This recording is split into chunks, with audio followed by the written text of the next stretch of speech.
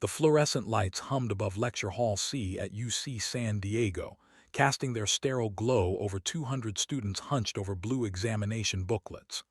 Outside, California sunshine painted the campus in golden hues, but inside this windowless tomb of academia, time moved differently.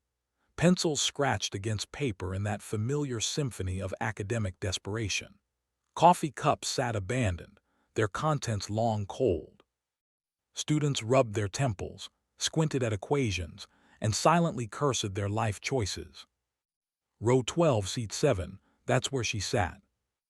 Auburn hair pulled back in a regulation-type ponytail that screamed military precision, even in civilian clothes.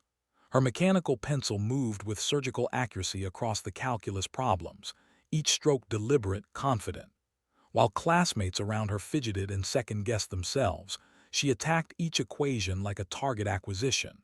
Her posture was different too, spine straight, shoulders squared, feet planted firmly on the ground. Not the slouched desperation of a typical college senior, but something else entirely. The teaching assistant paced between rows, his footsteps echoing in the cathedral silence. 2 hours into the 3-hour final and most students were showing signs of wear, nervous leg bouncing, eraser shavings accumulating like snow, but not row 12, seat 7. She checked her watch, a black G-Shock that had seen better days, its face scratched from years of use in places college students don't typically go. 14:23 hours, 1 hour 37 minutes remaining.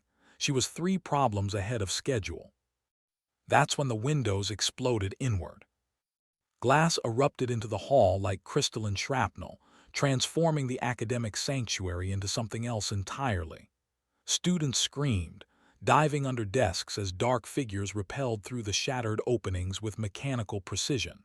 6 of them, dressed in tactical gear that absorbed light rather than reflected it.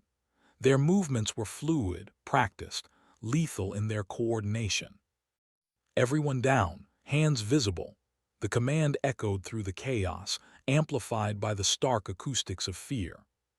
But the woman in row 12, seat 7, she didn't duck, didn't scream, didn't even flinch. Instead, she set down her mechanical pencil with the same deliberate precision she'd used throughout the exam. Her green eyes, the color of deep ocean water, tracked the tactical team's movement patterns with professional interest. While 200 college students cowered in terror, she evaluated their entry formation, their weapon positioning, their communication protocols. Reaper! The call sign cut through the chaos like a blade. Every head in that SEAL team turned toward row 12, seat 7, toward her. That's when everyone realized that finals week was about to become something else entirely. The lead operator, his face obscured by tactical gear, spoke into his throat mic with clipped precision. Package located. Target acquired. His voice carried the weight of missions that existed in shadows, of operations that never made the evening news. Students pressed themselves against walls, their examination booklets forgotten, scattered like autumn leaves across the linoleum floor. The teaching assistant stood frozen, his clipboard trembling in his hands, clearly not trained for scenarios that involved special operations teams crashing through second-story windows. But she, Reaper, remained perfectly still in her seat, her hands visible on the desk, her expression unreadable. Years of training had taught her that sudden movements around armed professionals led to unfortunate consequences. She'd been on both sides of this equation before. "Ma'am," the team leader approached, his weapon lowered but ready, "we need you to come with us." Around them, the academic world continued its meltdown. Security guards pounded up stairwells, their radios crackling with confused reports. Campus police sirens wailed in the distance, growing closer by the second. But inside Lecture Hall C, time had taken on that strange, crystalline quality that combat veterans knew intimately. Every second stretched, every detail hyperreal. "What's the scenario?" Her voice was calm, professional. Not the voice of a college student interrupted during finals, but something harder. something forged in places where mistakes meant body bags. The team leader's stance shifted almost imperceptibly, a recognition of one professional addressing another. "Code black, ma'am. Wheels up in 20 minutes." She nodded once, a sharp acknowledgement that spoke volumes. Then she stood, her movements economical and precise. The other students watched in bewildered silence as this woman they'd sat next to in organic chemistry, who they'd shared study groups with, who'd seemed like just another pre-med student grinding through senior year, transformed into something else entirely. "My gear?" she asked, already knowing the answer. "Waiting at the Bird, ma'am." The teaching assistant found his voice squeaking out a protest. "You can't just, this is a university. There are protocols, administrative procedures."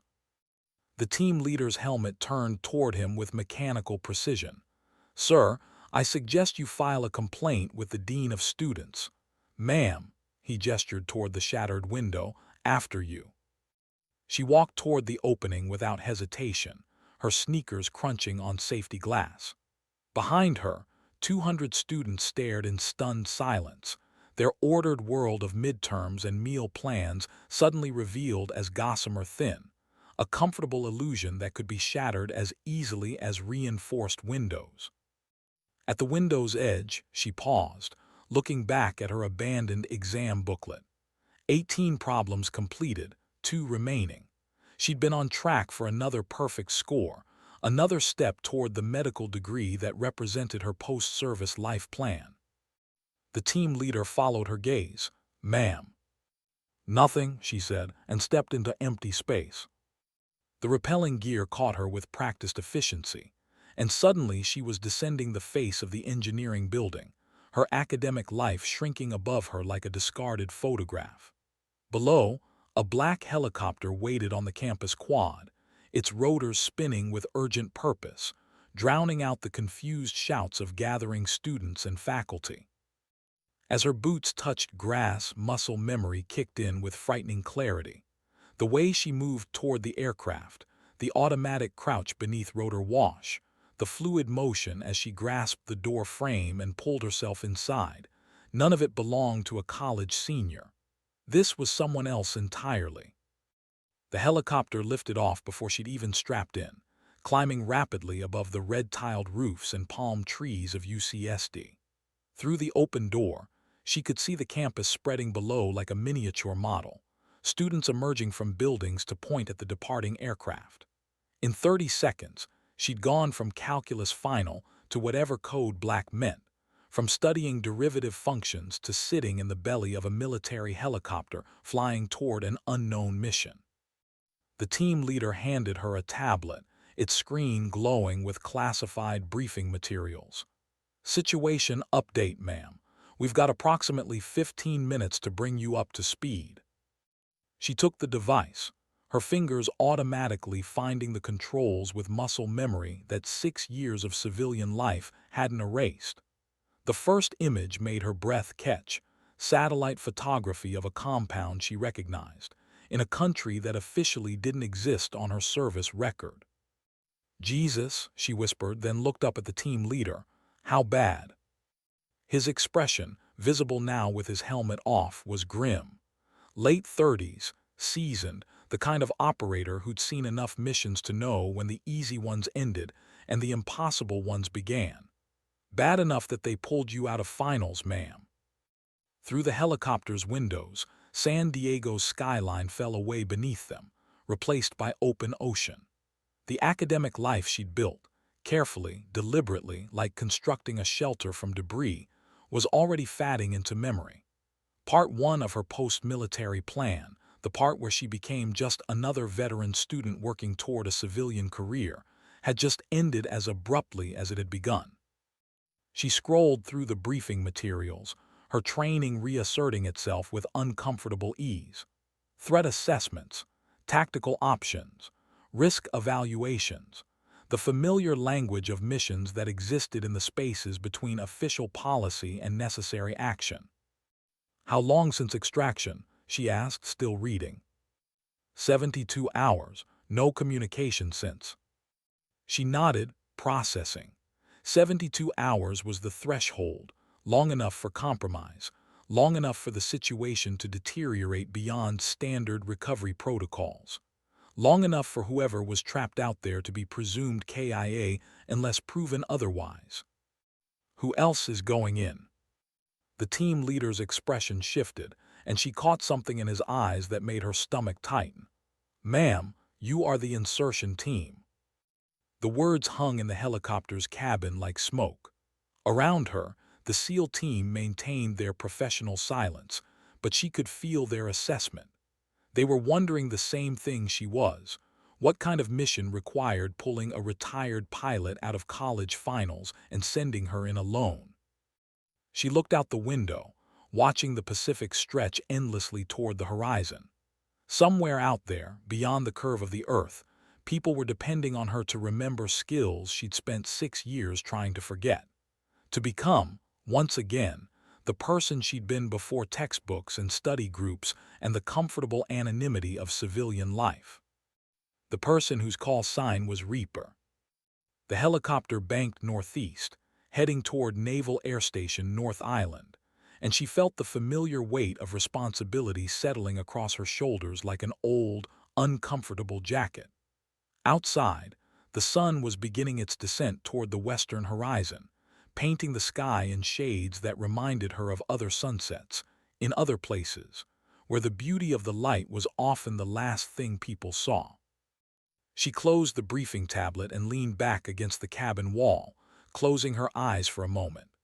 When she opened them again, the woman who'd been taking calculus finals was gone, replaced by something harder, more dangerous, infinitely more capable of the impossible things that Code Black missions demanded. The helicopter's engines drummed their mechanical rhythm as they flew toward whatever waited in the shadows between official policy and necessary action. At North Island, the controlled chaos of military logistics unfolded with clockwork precision. Ground crews swarmed the helicopter before its rotors stopped spinning, fuel trucks and equipment carts appearing as if summoned from thin air. The base hummed with that particular energy of a mission spinning up, urgent but controlled, dangerous but routine. She followed the team leader across the tarmac, her civilian clothes looking absurdly out of place among the flight suits and tactical gear. Students walking to finals didn't typically find themselves on active military installations. But then again, most students weren't former Marine Corps pilots with classified service records. "Ma'am," the team leader gestured toward a nondescript building, "your briefing's in here. Gear's waiting in the next hangar." Inside, the conference room could have belonged to any corporation, if corporations regularly dealt with satellite reconnaissance and target elimination protocols. 3 people waited around a mahogany table: a Navy captain she didn't recognize, a woman in civilian clothes whose bearing screamed intelligence community, and a Marine colonel whose face made her stand straighter without conscious thought. "Reaper," the colonel's voice carried 6 years of history in a single word. "Sir," she fell automatically into parade rest, muscle memory overriding civilian habits. "At ease, sit down." He gestured to a chair across from him. "We've got a situation." The intelligence officer, CIA probably, though she'd never confirm it, activated a wall display. Satellite imagery filled the screen, showing terrain she recognized from previous deployments. Mountainous, remote, the kind of place where international borders were suggestions and official governments held limited authority. 76 hours ago, the woman began, we inserted a 6-man team to verify intelligence regarding a high-value target. The mission was reconnaissance only, no engagement, no extraction, strictly observe and report. Reaper studied the topographical data, her pilot's eye automatically calculating approach vectors and emergency landing zones. Let me guess, they went dark. 48 hours past their scheduled check-in. No distress beacon, no emergency protocols activated. Simply, gone. The Navy captain leaned forward. We've had drones over the area continuously. No sign of the team, no indication of what happened to them, but we did find this. The display changed, showing high-resolution imagery of a compound nestled in a valley. Buildings arranged with military precision, vehicles that didn't match the region's typical inventory, and defensive positions that suggested the inhabitants expected trouble. "The target?" Reaper asked. "Confirmed, but there's more." The colonel's expression was grim. "Thermal imaging shows at least 40 hostiles, sophisticated communications equipment, and what appear to be surface-to-air missile systems. This isn't the small-time operation our intelligence suggested." Reaper nodded, pieces falling into place. "So you need someone to go in and determine the team's status. Extraction if possible, confirmation of casualties if not." "Negative," the intelligence officer said. "We need you to complete the original mission." The room fell silent. Outside, she could hear the distant sound of aircraft engines, the routine operations of a military base that never truly slept. But inside this conference room, the weight of an impossible mission settled like lead in her stomach. "Ma'am," she said carefully, "with respect, I've been out of active service for 6 years. I'm a college student. I take tests on organic chemistry, not this." The colonel smiled, but it wasn't a pleasant expression. "Reaper, you've got something no one else on active duty has. You know that terrain. You've flown into that valley before." The memory hit her like a physical blow. Night flight, emergency extraction, a mission that officially never happened. She'd put an AH-1Z Viper helicopter down in terrain that wasn't supposed to be flyable, pulled out personnel who weren't supposed to be there, and gotten everyone home alive despite conditions that should have killed them all. "That was different," she said quietly.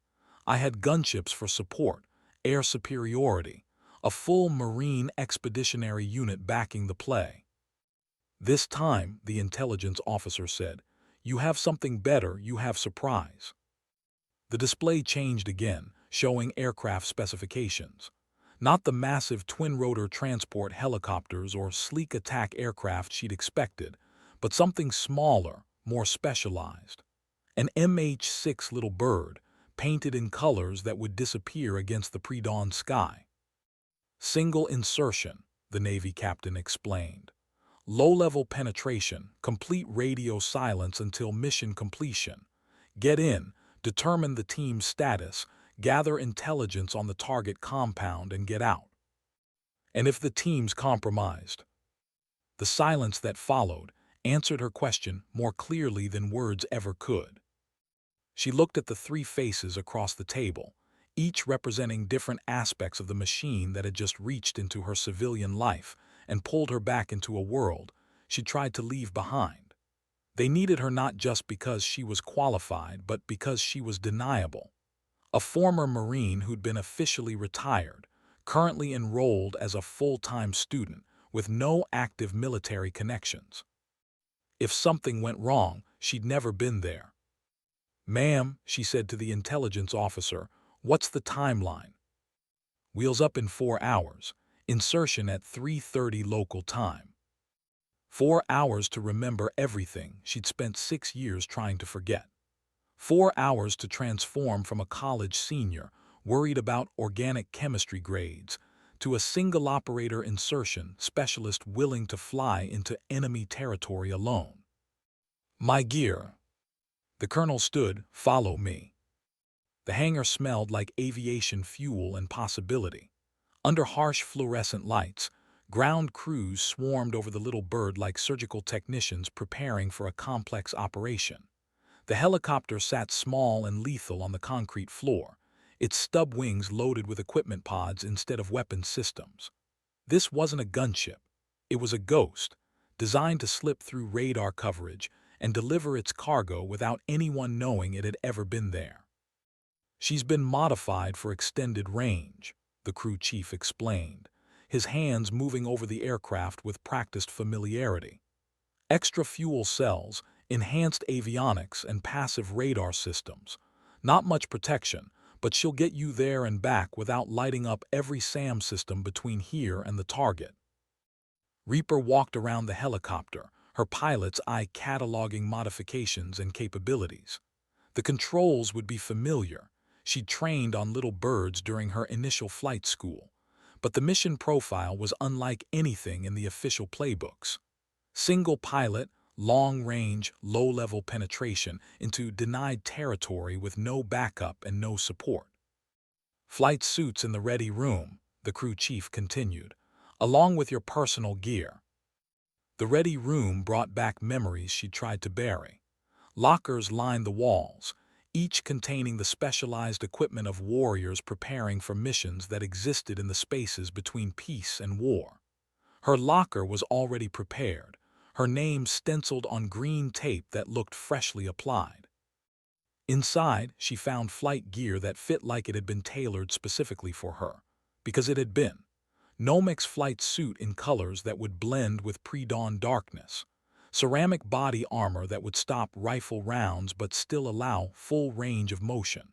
Survival gear configured for the specific terrain and climate of her destination. And at the bottom of the locker, wrapped in oiled cloth, a sidearm that made her hands shake with recognition. Her service pistol, the one she'd carried through 3 deployments, the one that had saved her life more times than she liked to remember.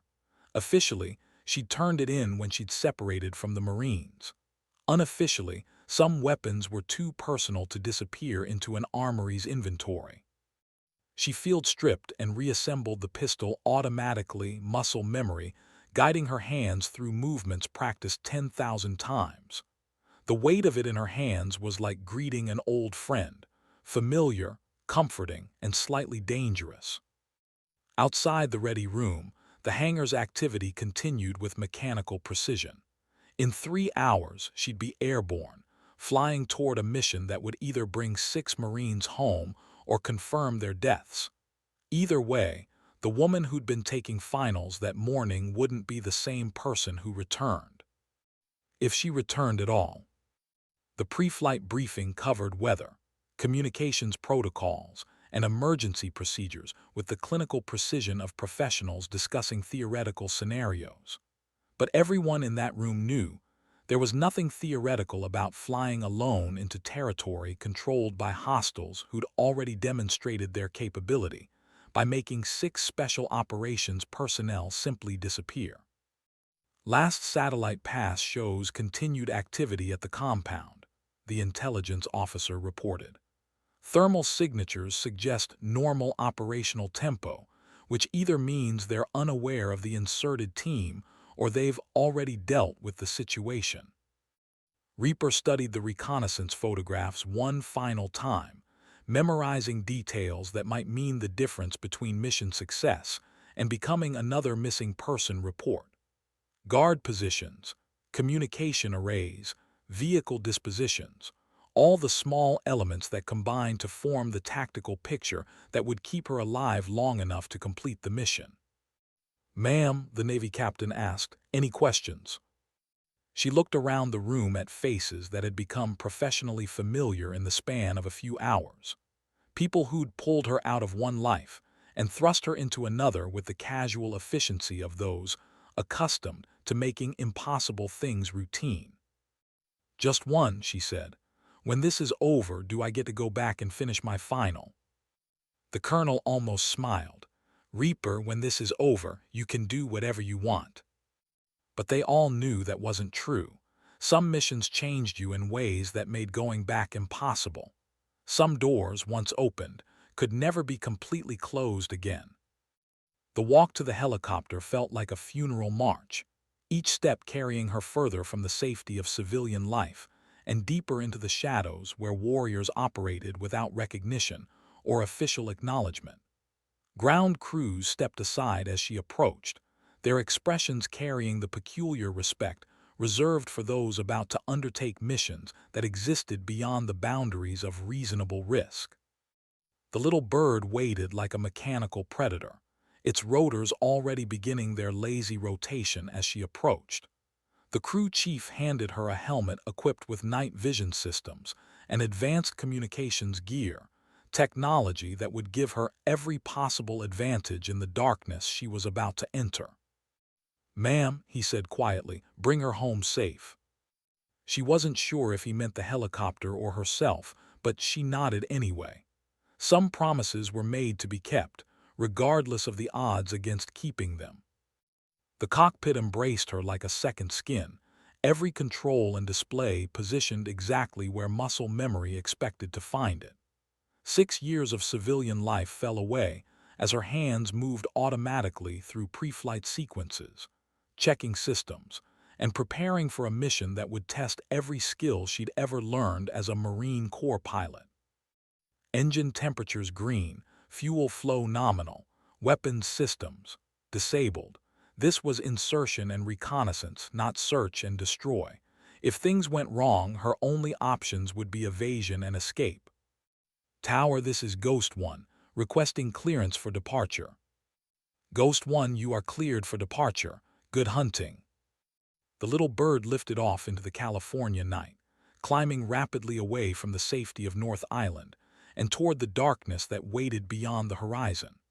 Below, the lights of San Diego spread like scattered diamonds, each one representing lives lived in the comfortable certainty that somewhere, people like her stood guard against the shadows that threatened to swallow the light. But as the city fell away beneath her, replaced by empty ocean and the star-filled void of international airspace, she knew that comfort was an illusion. The real world was a place where six-man teams could simply disappear, where former Marine pilots got pulled out of finals to fly impossible missions, where the line between civilization and chaos was maintained by people willing to cross into darkness so others could sleep safely in the light. The helicopter's engines settled into their cruising rhythm, carrying her toward whatever waited in the mountains ahead. Behind her, the life she'd been trying to build grew smaller with each passing mile. Ahead, the woman known as Reaper prepared to remember exactly why they'd given her that particular call sign. 2 hours into the flight, the radio crackled to life with the voice of distant air traffic control, routing her around commercial aviation corridors and into the empty spaces where military aircraft conducted business that civilian pilots never saw.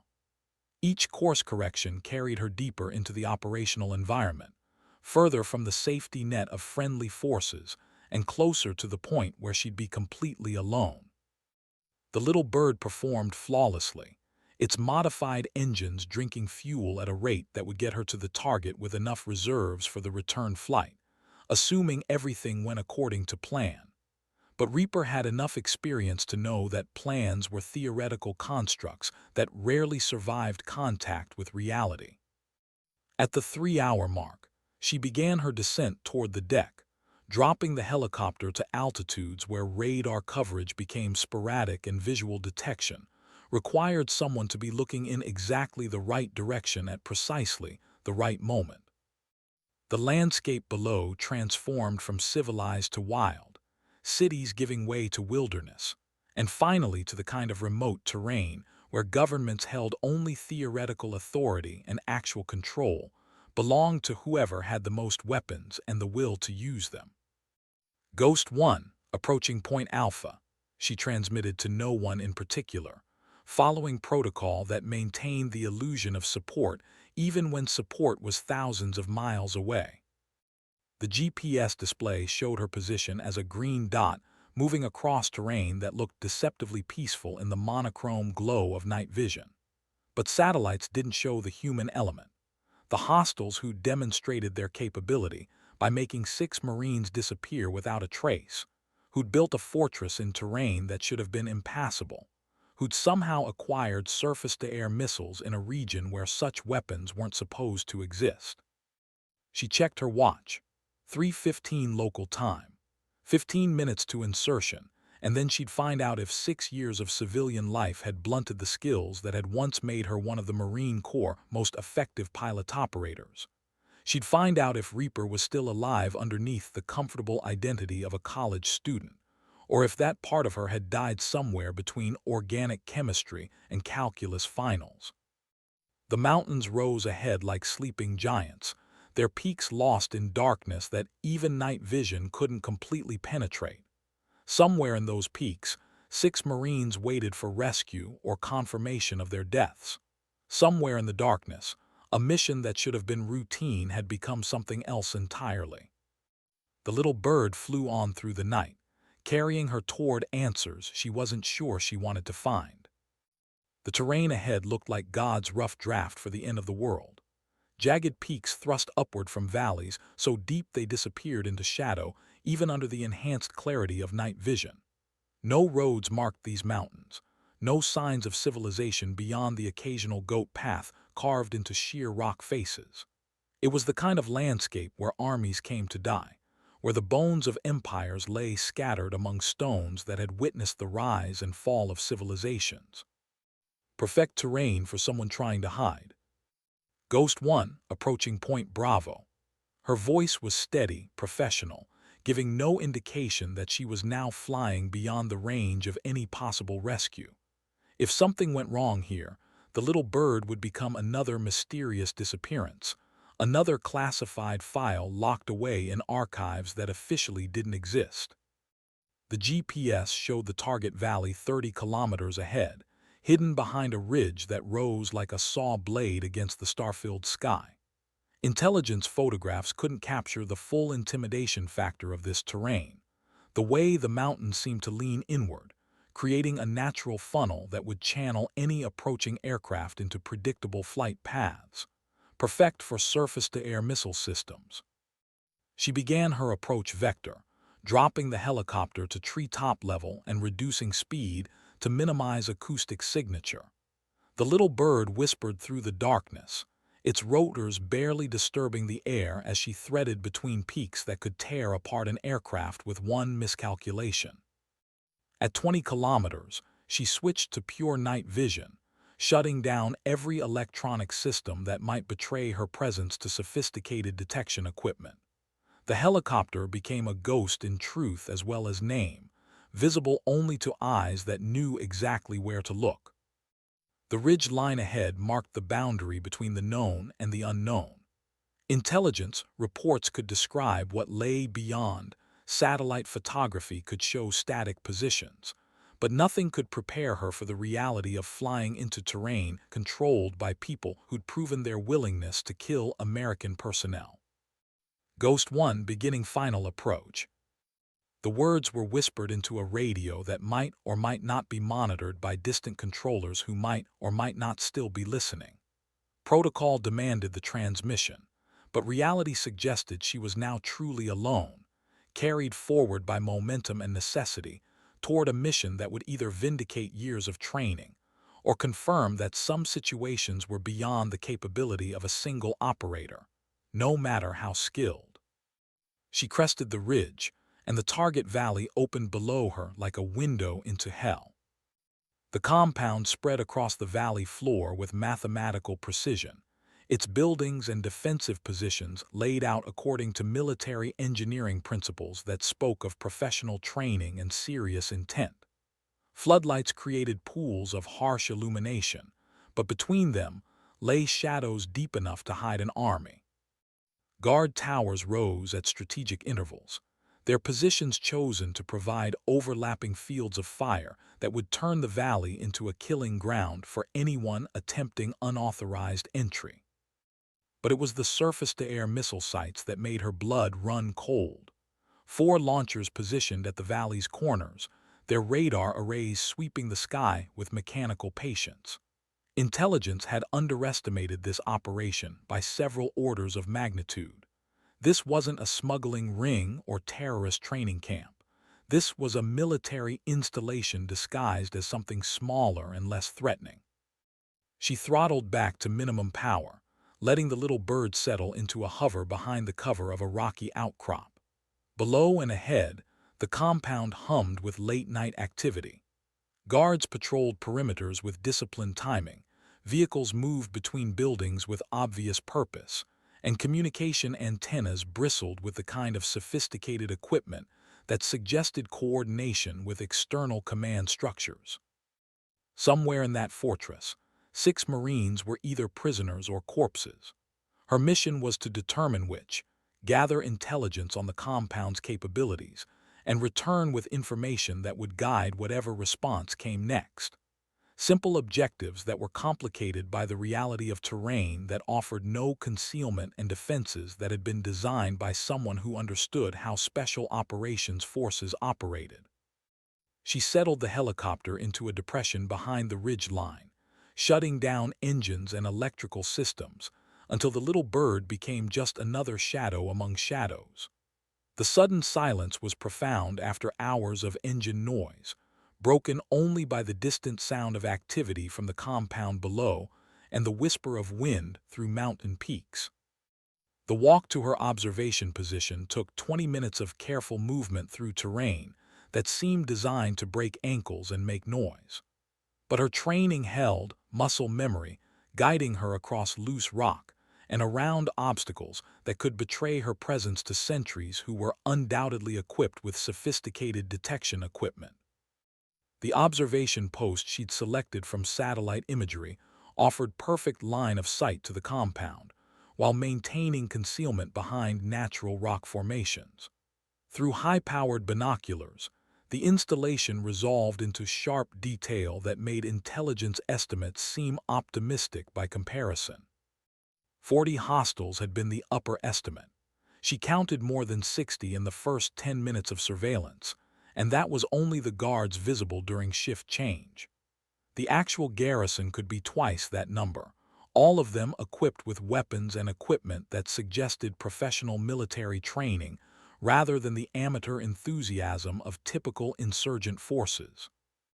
The central building drew her attention, larger than the others, with communication arrays that could coordinate operations across hundreds of miles. If the missing Marines were still alive, they'd be held there, in the structure most heavily guarded and furthest from the valley's perimeter. She keyed her radio, breaking hours of communication silence. Overwatch, this is Ghost One, beginning intelligence gathering phase. No response. She hadn't expected one. At this range, with mountains blocking line of sight, her transmissions would bounce off the ionosphere and hopefully reach listening posts that could relay them to command authorities. But for all practical purposes, she was alone with a mission that had just revealed itself to be far beyond the capabilities of a single operator. The compound's defensive positions were works of art, professionally designed interlocking fields of fire that would destroy any conventional assault force before it could reach the outer perimeter. Whoever had planned this operation understood American tactics, American capabilities, and American limitations with uncomfortable clarity. She spent 2 hours cataloging every defensive position, every guard rotation, every weakness she could identify in fortifications that had clearly been designed by someone who'd studied special operations procedures in detail. The intelligence she gathered would be invaluable for planning whatever response came next, assuming she lived long enough to deliver it. At 5:30, the compound began transitioning to daylight operations, and she got her first clear look at the central building's entrance. What she saw made her heart stop. 2 guards flanked the main door, but they weren't local recruits or international mercenaries. Their equipment, their stance, their professional bearing all screamed Special Operations Forces. American Special Operations Forces, based on gear that matched current military specifications. The missing Marines weren't prisoners here. They'd been turned, converted, or replaced by personnel who understood American capabilities, because they'd once been part of the system they were now fighting against. She keyed her radio again, knowing the transmission would probably be intercepted, but needing to get the intelligence back to command before the situation deteriorated further. Overwatch Ghost One. Mission parameters have changed. Recommend immediate abort and full tactical response. Repeat, recommend abort and tactical response. The silence that followed wasn't just the absence of radio communication. It was the sound of a mission that had just become a war. Dawn broke over the mountains like a slow-burning fuse, painting the peaks in shades of gold and crimson that would have been beautiful under different circumstances. But as light crept into the valley, it revealed details that made the compound's defensive capabilities even more impressive and terrifying. The surface-to-air missile sites weren't jury-rigged installations manned by barely trained insurgents. They were professional military systems, maintained with the precision of active-duty personnel who understood that sloppy maintenance meant dead operators. The radar arrays swept their sectors with mechanical precision, creating an overlapping detection grid that would identify incoming aircraft long before they posed a threat to the installation. But it was the personnel movement during shift change that confirmed her worst fears. The guards weren't just equipped with American military gear. They moved with the practiced efficiency of American military training. Squad-level tactics, professional communication procedures, disciplined formation changes that spoke of years spent learning how to operate as an integrated unit. These weren't insurgents who'd captured American equipment. These were American personnel who'd somehow ended up on the wrong side of the war they'd been trained to fight. She spent the morning hours mapping every detail she could observe, building a tactical picture that would be invaluable to whoever planned the response operation. Guard rotations followed American military scheduling. Communication protocols matched current special operations procedures. Even the defensive positions reflected doctrine taught at American military schools. Fighting these people wouldn't be like engaging typical hostile forces. It would be like fighting a mirror image of American special operations capabilities, personnel who understood American tactics because they'd been trained in the same schools, using the same manuals by the same instructors. At 10:30 hours, movement from the central building caught her attention. A group of 6 personnel emerged under heavy guard, shackled but walking under their own power. Even at distance, their bearing was unmistakable, captured military personnel maintaining dignity despite their circumstances. The missing Marines, still alive but clearly prisoners in an installation that was far more sophisticated than anyone had imagined.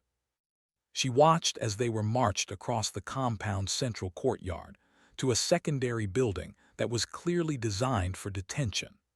The guards handled them with professional respect rather than the casual brutality typical of insurgent forces, another indication that this operation was being run by people who understood the laws of war and chose to follow them. That was both encouraging and terrifying. Encouraging because it suggested the Marines were being treated according to Geneva Convention standards. Terrifying because it indicated an enemy with sophisticated understanding of international law, political consequences, and strategic thinking that extended far beyond typical insurgent capabilities. She keyed her radio for another transmission, knowing that each broadcast increased the chance of detection, but needing to update command on the evolving situation. Overwatch Ghost 1. Positive identification of missing personnel. 6 individuals ambulatory under detention in target compound. Recommend immediate extraction planning based on enhanced threat assessment. The response, when it came, was not what she'd expected. Ghost 1 Overwatch. Extraction authorized. Repeat, extraction authorized. You are cleared to recover personnel by any means necessary. The transmission cut off, leaving her staring at the radio in disbelief. They were authorizing a single-operator extraction mission against a fortified compound defended by 60-plus personnel with professional military training and sophisticated weapons systems. It was suicide disguised as a mission order. But as she looked down at the compound, watching the Marines being held in conditions that could deteriorate without warning, she realized that suicide missions were sometimes the only option when the alternative was abandoning people who trusted the system to bring them home. The system that had trained her. The system that had given her the call sign Reaper, because she'd proven capable of bringing death to America's enemies in places where conventional forces couldn't operate. the system that was now asking her to remember exactly why they'd chosen that particular name. She spent the afternoon planning an operation that violated every principle of tactical common sense. Single-operator extraction missions were theoretical exercises used to train special operations personnel in creative thinking, not practical operations meant to be executed in real-world conditions. But theoretical exercises became reality when circumstances left no alternative. The compound's defensive grid was designed to repel conventional assaults, but it had weaknesses that single-operator tactics could exploit. Guard rotations left brief windows of opportunity.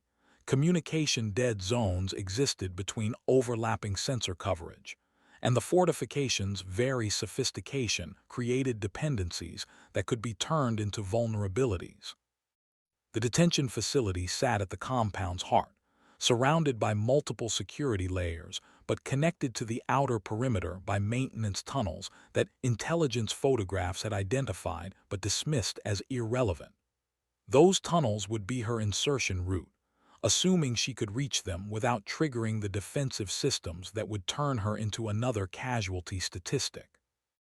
She studied the guard rotation schedules, identifying the 4-minute window during shift change, when the detention facility's rear entrance would be covered by personnel transitioning between positions.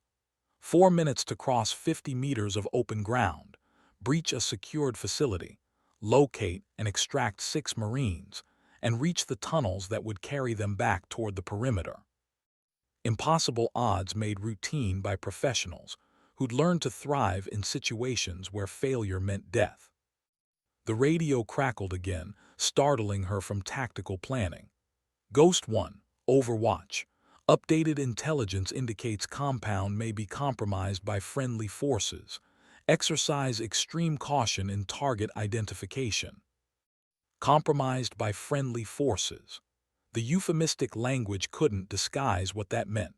Some of the people defending this compound were Americans who'd switched sides, bringing their training and knowledge to bear against their former brothers in arms.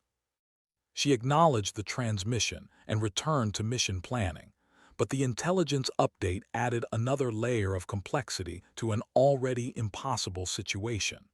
Fighting insurgents was one thing. Fighting Americans trained in the same tactics she'd learned in the same schools would be something else entirely. At 1800 hours, she began her approach to the compound's perimeter, moving through terrain that offered minimal concealment toward defensive positions designed by people who understood exactly how infiltrators would try to penetrate their security. Each step carried her deeper into a trap that was simultaneously sophisticated and deadly, created by minds that had studied American special operations procedures from the inside. The outer perimeter was a masterpiece of defensive engineering. Motion sensors, thermal imaging systems, and traditional observation posts created overlapping coverage that should have detected any approaching infiltrator. But the designers had made one critical mistake. They'd assumed their opponents would approach like conventional special operations teams, using standard tactics taught at standard schools. They hadn't planned for someone who'd learned those same tactics and then spent years learning how to defeat them. The maintenance tunnel entrance lay hidden beneath camouflaged covers that would have been invisible to casual observation, but stood out clearly to eyes trained to identify such concealment. She reached it during the brief window when guard rotations created a gap in observation coverage, slipping into underground passages that smelled of machine oil and institutional disinfectant. The tunnels were larger than expected, designed to accommodate maintenance personnel and equipment rather than infiltrators. They stretched beneath the compound in a network that connected every major facility, creating a hidden highway that bypassed most of the surface security systems. But underground passages created their own hazards: limited escape routes, potential for entrapment, and the ever-present possibility that someone else was using the same tunnels for movement between positions. She advanced with extreme caution, testing each step before committing her weight, listening for sounds that might indicate other occupants. The tunnel leading to the detention facility branched from the main network after 200 meters of careful movement through darkness that was absolute even with night vision enhancement. Here, the construction was different, newer, more secure, designed specifically to prevent the kind of infiltration she was attempting. But even the most sophisticated security measures had maintenance requirements, and maintenance requirements created access points for people who understood how systems were designed to function. The detention facility's basement housed mechanical systems that required regular servicing. Heating, electrical, communications, all the infrastructure elements that kept a modern prison functioning, and all of them accessible through maintenance passages that their designers had never intended as assault routes. She emerged into the facility's basement through a ventilation access panel, finding herself in a mechanical space filled with the humming machinery that supported operations above. The sound would mask movement, but it would also prevent her from hearing approaching guards until they were close enough to be deadly. The stairwell to the detention levels was 30 meters away across open floor space that offered no concealment. Security cameras swept the area with mechanical precision, their coverage patterns timed to create brief windows of opportunity for someone who'd studied their rotations carefully enough to predict their blind spots. She moved during the gaps, crossing the basement in segments that corresponded to camera rotation cycles, reaching the stairwell at the moment when all surveillance systems were focused on other sectors. The timing had to be perfect. 1 second too early or too late would expose her to observation systems that would trigger alarms throughout the compound. The stairs carried her upward toward the detention levels, each step bringing her closer to 6 Marines who were depending on her to execute an extraction that violated every principle of tactical sanity. The building's acoustic characteristics carried sounds differently than outdoor operations. Footsteps echoed, equipment rattled against walls, and breathing seemed amplified to dangerous levels. At the second-floor landing, she paused to confirm her location against the facility blueprints she'd memorized. The detention cells lay straight ahead, beyond 2 more security checkpoints, and a corridor that would be monitored by guards trained to kill infiltrators before they could reach their objectives. She checked her watch. 19:15 hours. Guard rotation in 12 minutes, creating the window of opportunity that would either free 6 Marines or add her name to the casualty reports. The first security checkpoint was manned by 2 guards whose professional alertness was evident even through the small observation window. They weren't the half-trained insurgents typical of most hostile installations. These were professionals who understood their responsibilities and took them seriously. Taking them down would require tactics that left no room for error or hesitation. She moved through the door with practiced silence, crossing the space between entrance and guard position in the heartbeat of time it took trained reflexes to process unexpected threats. The first guard went down to a sleeper hold that cut off blood flow to his brain without permanent damage. The second had time to register surprise before joining his partner in unconsciousness. Professional, efficient, and conducted according to rules of engagement that recognized the possibility these guards were American personnel operating under duress, rather than voluntary enemies of their own country. The detention corridor stretched ahead like a gallery of human misery, lined with cells designed to hold prisoners while extracting information through techniques that were probably prohibited by various international conventions. But at the corridor's end, she found what she'd come for: 6 Marines whose uniforms marked them as the missing reconnaissance team. "Marines," she whispered, "I'm here for extraction. Are you able to move?" The senior sergeant's response was immediate and professional. "Ma'am, we're mobile and ready. What's the plan?" "Same way I came in. Stay close, stay quiet, and do exactly what I tell you when I tell you." The return journey through the facility became a masterpiece of tactical movement. 7 people moving as one through passages designed to contain rather than facilitate transit. The unconscious guards would remain that way for perhaps 20 minutes, providing a narrow window before their absence triggered general alarms. But as they reached the basement level, the sound of approaching footsteps echoed down the stairwell behind them. Someone had discovered the unconscious guards ahead of schedule, and the facility was transitioning from routine security to active manhunt. "Move," she hissed, leading the Marines across the basement toward the maintenance tunnel entrance. Behind them, voices shouted commands in accents that were unmistakably American, confirming intelligence reports about friendly forces operating on the wrong side of the conflict. The tunnel entrance that had provided concealed access now became a bottleneck that could trap 7 people underground if the facility's security forces reached it before they could escape. She pushed the Marines ahead of her, bringing up the rear as they moved through passages that seemed to have shrunk since her infiltration. Behind them, the sounds of pursuit grew louder as searchers spread throughout the facility.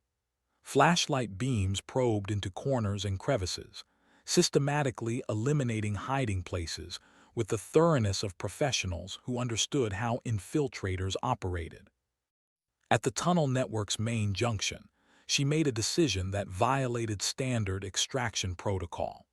Instead of leading the Marines back toward her insertion route, she turned toward a different exit that would bring them up closer to the compound's motor pool. "Ma'am," the sergeant questioned quietly, "extraction points the other direction." "Change of plans," she replied. "We're not walking out of here." The motor pool exit brought them up into a vehicle maintenance area that was temporarily deserted due to the facility-wide search now underway. A dozen vehicles sat in various states of repair, but her attention focused on a single piece of equipment that could change their tactical situation dramatically. An armored personnel carrier sat fueled and ready, keys hanging from the ignition switch, with the casual security of an installation that had never been penetrated by hostile forces. Until tonight. "Everyone aboard," she ordered, settling into the driver's seat and familiarizing herself with controls that were similar enough to American military vehicles to be intuitive. "This is going to get interesting." The APC started with a roar that echoed through the maintenance bay like a declaration of war. Around the compound, lights blazed to life as the facility transitioned to full alert status. Sirens wailed their mechanical warnings, while personnel emerged from buildings with weapons ready and tactical coordination that spoke of extensive training in counterinfiltration procedures. She drove the APC through the maintenance bay's main door without bothering to open it first, the armored vehicle punching through barriers designed to keep insurgents out rather than prevent armored vehicles from leaving. The destruction announced their presence to every defender in the compound, but stealth had been compromised anyway by the facility-wide manhunt. "Contact front," the sergeant called out as defensive positions opened fire with everything from small arms to crew-served weapons. The APC's armor absorbed most of the incoming rounds, but sustained fire would eventually find weak points that could disable the vehicle or kill its occupants. She drove toward the compound's main gate with tactical aggression that was part desperation and part professional competence, using the APC's mass and armor to smash through obstacles that would have stopped conventional extraction attempts. Behind them, the compound erupted into full combat operations as defenders attempted to prevent the escape of prisoners, whose capture had obviously been important to their strategic objectives. The main gate was a fortress in miniature, designed to channel approaching vehicles into kill zones where multiple weapons could engage simultaneously. But the APC's armor and speed allowed them to punch through defenses that had been calibrated for lighter vehicles carrying smaller assault teams. They burst through the gate complex in a shower of sparks and debris, the APC's momentum carrying them past defensive positions before concentrated fire could disable their escape vehicle. Behind them, The compound organized pursuit with efficiency that spoke of contingency planning and professional leadership. But ahead lay the real challenge, reaching the helicopter across terrain that offered no concealment and limited routes that pursuing forces could easily predict and interdict. "Ma'am," the sergeant asked, "where exactly are we going?" She checked the GPS display, calculating distance and time against the fuel remaining in the APC's tanks and the little bird's limited cargo capacity. 7 people plus equipment would push the helicopter beyond its normal operational limits, assuming they could reach it before pursuit forces closed the tactical noose. "Home," she said simply, and pushed the APC's engine to maximum output as they raced through mountain passes toward a rendezvous with a helicopter that might not be able to carry them all to safety.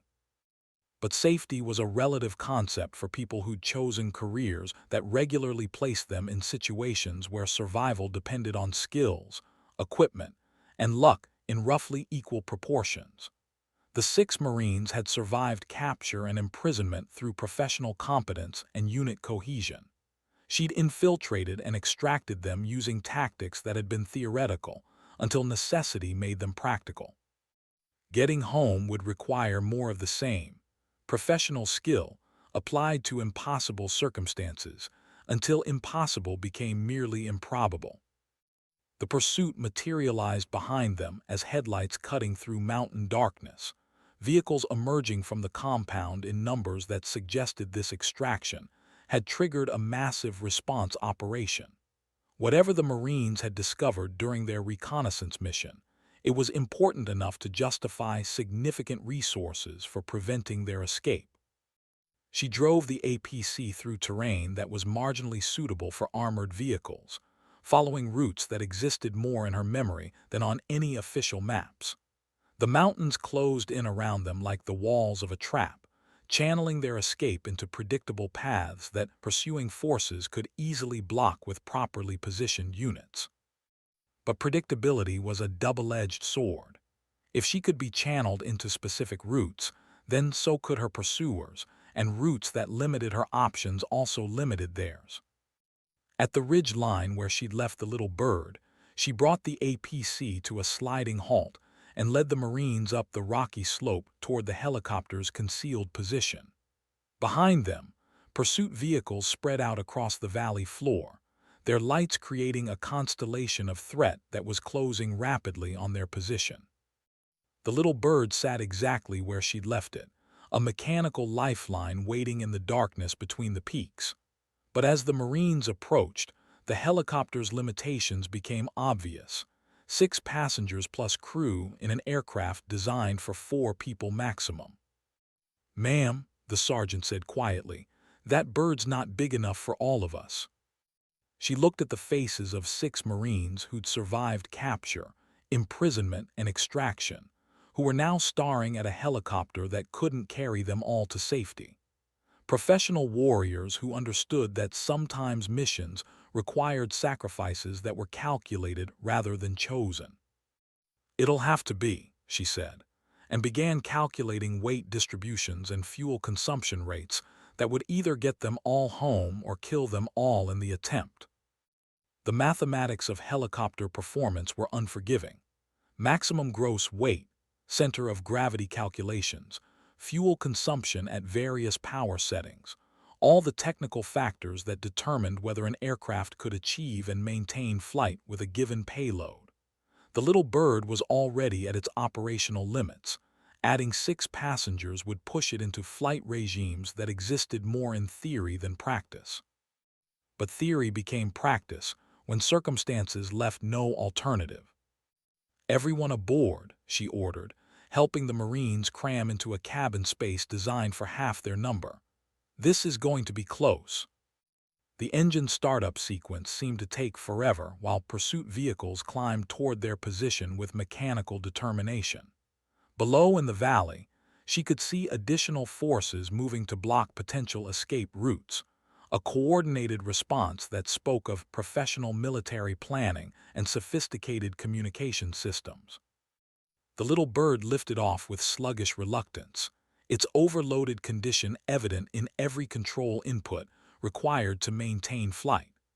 Normal performance margins had disappeared, replaced by a narrow envelope of flight parameters that would either carry them home or drop them back into the mountains as burning wreckage.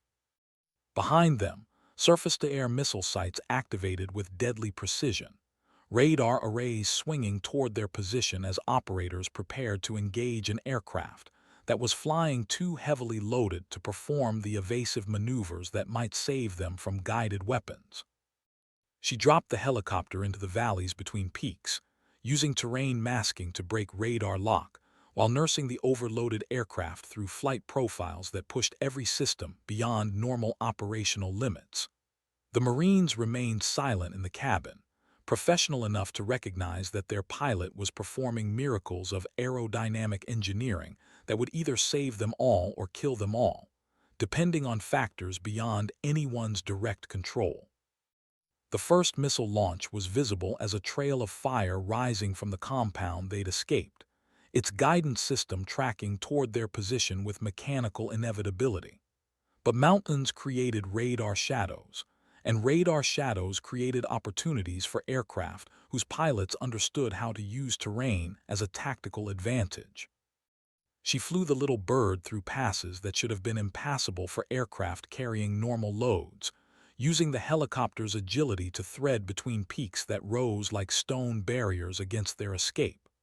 Behind them, the missile lost lock in the radar shadows and detonated harmlessly against a mountain face, its warhead creating a brief flower of flame in the darkness. But more missiles followed, and terrain masking was a limited defensive option against multiple launch sites with overlapping coverage zones. Eventually, one of them would achieve successful guidance to target, and an overloaded helicopter had limited options for surviving contact with military-grade explosive warheads. At 50 kilometers from the compound, the little bird's engines began showing signs of stress that could lead to catastrophic failure if sustained. Temperature gauges crept toward red lines, while vibration patterns indicated mechanical systems operating beyond their design parameters. The helicopter was dying by degrees, consuming itself in the effort to carry 7 people towards safety across terrain that had claimed aircraft operating under normal conditions. "Ma'am," the sergeant asked quietly, "how we doing?" She checked fuel consumption against distance remaining, engine temperatures against maximum allowable operating limits, and aircraft performance against the mathematical requirements for continued flight. The numbers weren't encouraging. "Ask me in 100 kilometers," she replied, and coaxed additional power from engines that were already giving everything they had. The radio crackled to life with transmissions from pursuit forces, coordinating search patterns and interdiction operations. American voices speaking in American tactical terminology, confirming intelligence reports about friendly forces operating on the wrong side of the conflict. But underneath the professional coordination, she detected something else, a note of respect for an operation that had penetrated their security and extracted prisoners they'd considered secure. Professional recognition from one warrior to another, even across the lines that divided friend from enemy. At 100 kilometers, the little bird was still flying, its engine still producing power despite conditions that should have resulted in mechanical failure. Behind them, pursuit had fallen back to distances where radar contact was intermittent and missile engagement was impractical. Ahead, the horizon showed the first faint lightning that announced dawn's approach. They'd made it through the most dangerous phase of the extraction, but the helicopter's condition indicated that reaching friendly territory would require more luck than skill. Systems that had been pushed beyond their limits rarely recovered to full operational capability, and they still had hours of flight time ahead of them. "Ma'am," one of the Marines asked, "mind if we ask how a college student learned to fly like that?" She glanced back at faces that showed professional appreciation for skills that civilian pilots didn't typically possess. These were Marines who'd seen enough combat operations to recognize exceptional piloting when they experienced it, who understood that their extraction had required capabilities that went far beyond normal training. "Long story," she said simply. But as the little bird continued its labored flight toward friendly airspace, she realized that the story was far from over. 6 Marines had been extracted from what should have been an impregnable compound, but their intelligence about American personnel operating with hostile forces would trigger responses that extended far beyond a single rescue mission. She'd completed the extraction, but the war they'd all stepped into was just beginning. The sun was painting the eastern horizon in shades of gold and crimson when the little bird finally crossed into friendly airspace, its engines running on mechanical determination and aviation fuel that should have been consumed hours earlier.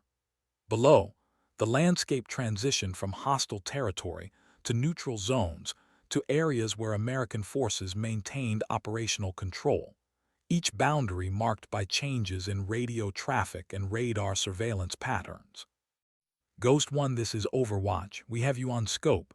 What's your status?" The transmission carried relief that was professional but unmistakable. 7 people who'd been written off as probable casualties were returning alive from a mission that had exceeded its worst-case projections for difficulty and complexity. "Overwatch, Ghost 1. 7 souls aboard, aircraft condition marginal, request priority handling for landing." "Ghost 1, you are cleared direct to North Island. Emergency services standing by. Outstanding work." Outstanding work. The phrase seemed inadequate for an operation that had extracted 6 Marines from a compound defended by personnel whose training and equipment suggested American military involvement in activities that were definitely not authorized by any official command structure. But as the familiar skyline of San Diego appeared ahead, she realized that outstanding work was exactly what it had been: professional competence applied to impossible circumstances, until impossible became merely historical fact. The little bird settled onto North Island's tarmac with the mechanical exhaustion of an aircraft that had given everything it had to give.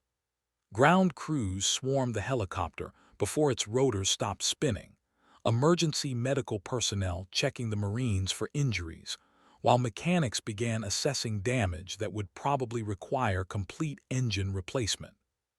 She shut down systems and removed her helmet, suddenly aware that 24 hours earlier she'd been a college student worried about calculus finals. Now she was a combat veteran again, called back to service by circumstances that had required skills she'd spent 6 years trying to forget. The debriefing took place in the same conference room where she'd received her mission briefing, but the faces around the table were different. Senior officers whose rank insignia spoke of authority at levels that extended far beyond single operations. Intelligence analysts whose expressions suggested the Marines' reconnaissance had uncovered information with strategic implications. And personnel whose civilian clothes couldn't disguise their affiliation with agencies that operated in shadows. "Reaper," the colonel began, "what you accomplished last night was exceptional by any standard. 6 Marines extracted from what our updated intelligence indicates was a facility defended by approximately 80 personnel with military-grade equipment and training." She nodded acknowledgement but said nothing. Exceptional was relative. The mission had been completed, but the intelligence gathered raised questions that extended far beyond the tactical situation she'd encountered. "The personnel you observed," the intelligence officer continued, "their equipment and tactics confirmed our worst-case assessments about American military involvement in unauthorized operations. This situation has implications that extend well beyond a single compound in disputed territory." The Marines she'd extracted sat around the table with the professional composure of personnel who'd completed a successful mission despite circumstances that had exceeded their original parameters. But their expressions carried the weight of information that would probably reshape strategic assessments across multiple command levels. "Ma'am," the senior sergeant said, addressing the intelligence officer, What we observed wasn't just American equipment or training. It was American personnel conducting operations according to American military doctrine, in coordination with American command structures. The silence that followed carried implications that were both tactical and political. American military personnel conducting unauthorized operations in disputed territory represented a breakdown of command authority that could have strategic consequences far beyond the immediate tactical situation. "Recommendations?" the colonel asked. She looked around the table at faces that represented the same system that had trained her, given her the skills to complete impossible missions, and then asked her to forget those skills in favor of civilian life. The same system that had just demonstrated its willingness to pull her back from that civilian life when circumstances required capabilities that only existed at the intersection of exceptional training and professional competence. "Sir," she said quietly, "this was never about a single compound or a single mission. Whatever we interrupted last night, it's part of something larger that's going to require a response at levels above my clearance grade." The colonel nodded slowly, agreed, which brings us to our next question. She waited, knowing what was coming but hoping she was wrong. "Reaper, would you consider returning to active duty, permanently?" The question hung in the air like smoke from a distant fire, carrying implications that would reshape her life as completely as the mission that had pulled her out of finals 24 hours earlier. Return to active duty meant abandoning the civilian life she'd been building, the medical degree that represented her post-military plans, the comfortable anonymity of being just another college student. But it also meant returning to the world where her skills had meaning, where impossible missions were routine challenges, where the call sign Reaper represented capabilities that could make the difference between mission success and casualty reports. She looked at the faces around the table, Marines who'd trusted her to bring them home, officers who'd trusted her to complete an extraction that had violated every principle of tactical sanity, intelligence analysts who were depending on the information she'd gathered to guide strategic decisions that would affect operations across multiple theaters. "Sir," she said finally, "can I finish my finals first?" The laughter that followed was professional but genuine, the kind of release that came after successful completion of operations that had required more luck than anyone wanted to admit.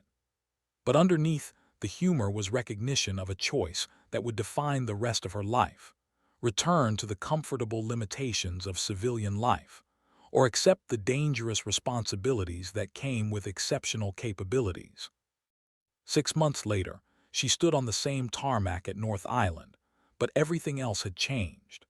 The flight suit she wore carried the rank insignia of a Marine Corps major. Her ribbon rack displayed decorations that existed only in classified databases, and the helicopter waiting behind her was no longer a single-seat little bird but a twin-engine assault transport configured for missions that officially didn't exist. The 6 Marines she'd extracted had become the core of a specialized unit tasked with operations that required capabilities existing at the intersection of intelligence gathering and direct action. They'd requested her as their primary pilot, and the Marine Corps had approved the assignment with enthusiasm that suggested her return to active duty had been anticipated rather than hoped for. Reaper, the sergeant, now a gunnery sergeant with his own specialized team, approached with mission folders that carried classification markings she recognized from her previous life. Ready for another impossible mission. She looked at the briefing materials, recognizing the familiar pattern of objectives that exceeded normal operational parameters, enemy forces that possessed capabilities requiring creative tactical solutions, and timelines that left no room for conventional approaches. "Gunny," she said, settling into the helicopter's pilot's seat and beginning pre-flight procedures that had become routine again. "Impossible is what we do. Everything else is just training." The helicopter lifted off into a California sunset that painted the sky in shades that reminded her of other sunsets in other places, where the beauty of the light often preceded operations that would test every skill she'd ever learned. But this time, she wasn't alone. She carried a team that understood the requirements of impossible missions, supported by a system that recognized the value of capabilities that existed nowhere else in the official order of battle. The call sign Reaper had returned to active service, and with it, the woman who'd learned that some skills were too important to waste on civilian life, no matter how comfortable that life might be. Below them, the lights of San Diego spread like scattered stars, each one representing lives lived in the safety that was maintained by people willing to fly into darkness, so others could sleep peacefully in the light. And somewhere ahead, beyond the horizon where day gave way to night, another impossible mission waited for a team that specialized in making the impossible routine.